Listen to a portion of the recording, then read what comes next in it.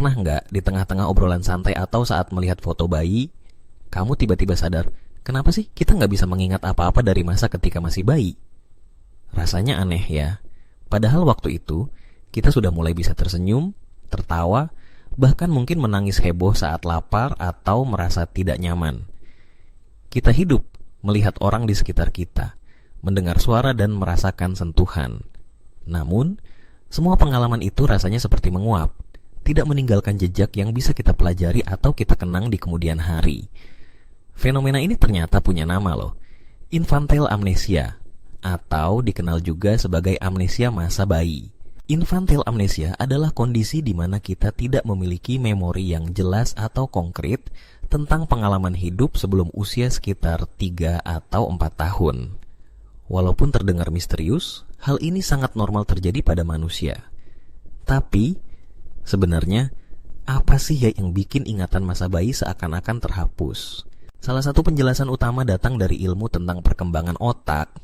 Saat kita masih bayi, otak kita, khususnya bagian hipokampus yang bertanggung jawab untuk menyimpan memori jangka panjang, belum berkembang sepenuhnya.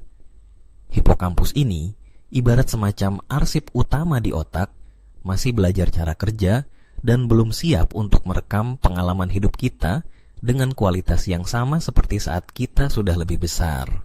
Memang, bayi bisa belajar dan beradaptasi, tapi kemampuan otak mereka untuk menyimpan memori secara detail atau jangka panjang masih sangat terbatas.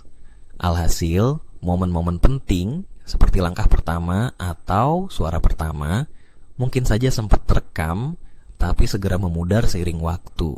Selain soal otak, faktor bahasa juga sangat berperan penting.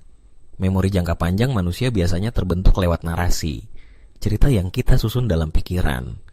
Untuk menyusun narasi itu, kita butuh bahasa, entah itu 1-2 kata sederhana atau rangkaian kalimat. Nah, di masa bayi, kita hampir tidak punya kemampuan berbahasa sama sekali.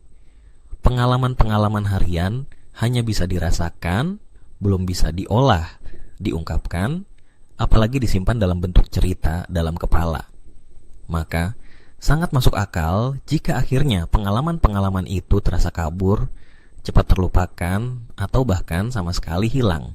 Di sisi lain, proses pertumbuhan otak bayi berlangsung sangat pesat. Bayangkan saja setiap hari bayi belajar banyak hal baru, mengenal wajah orang tua, menjelajahi lingkungan sekitar, merasakan rasa makanan baru, hingga belajar berjalan.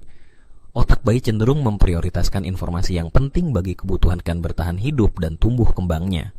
Karena saking banyaknya informasi baru yang masuk dan harus diproses, kenangan-kenangan awal seringkali tergeser atau tertutupi oleh data-data baru yang dianggap lebih relevan oleh otak. Lama-kelamaan, memori-memori itu pun terkubur semakin dalam dan sulit digali lagi. Cara kita mengingat sesuatu juga berubah seiring bertambahnya usia.